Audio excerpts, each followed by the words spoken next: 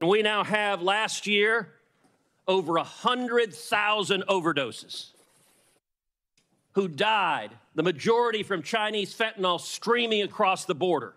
Karine Jean-Pierre stood up at a White House briefing and said, people are not just walking across the border.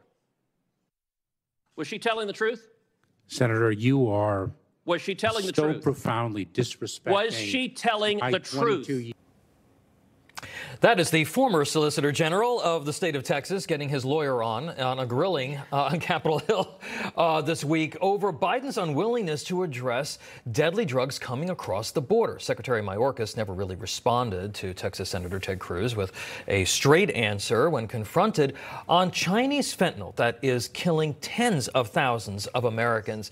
But is China not just sending drugs across the border? A new report on illegal immigration showing another possible threat from communist China in the form of people coming across the border. Joining me now is the author of The Great U.S.-China Tech War, Gordon Chang. Gordon, good to see you on this. I think that the numbers are shocking, not only on the drugs, but in a minute we're going to talk about the number of folks coming across the border.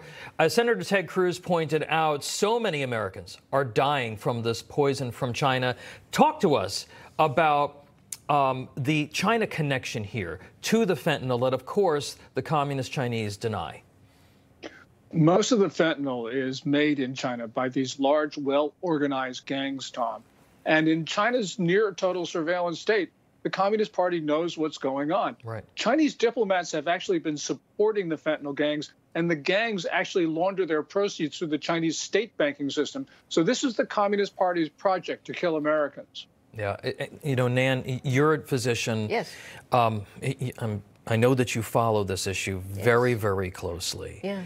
What are we doing? Because Mayorkas seems to think we're doing all that we can be doing, or there's nothing that we can do. The Biden administration is not talking, seriously to the communist Chinese about trying to stem the tide. Your thoughts here? Well, we know from the chart that Senator Cruz was just displaying, the fentanyl-related deaths in this country continue to rise. If we had an effective response at the border, the fentanyl deaths would fall. Fentanyl is making its way into street narcotics.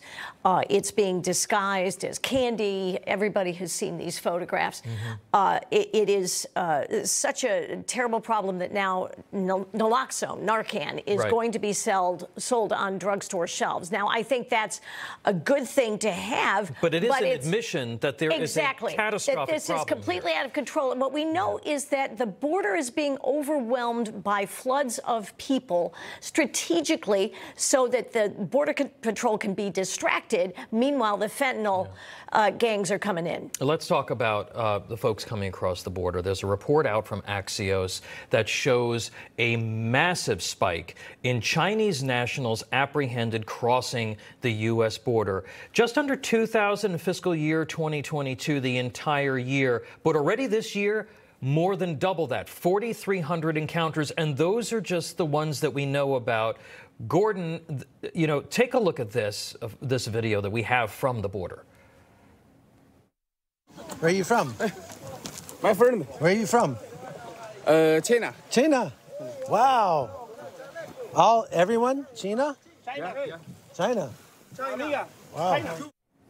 Now, Gordon, the administration says these are asylum seekers. They're fleeing communism. But could these people be folks that are plants from the People's Liberation Army or part of a larger espionage program to dump thousands of Chinese operatives into the United States? Yes.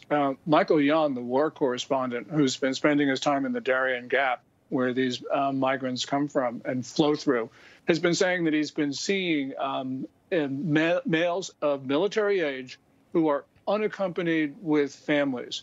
That, to me, suggests either People's Liberation Army or Ministry of State Security agents. And I think that on the first day of a war in Asia, we are going to see it fought on American soil because they'll turn off our lights, turn off the water, and these guys coming across the border are going to be detonating bombs and creating havoc.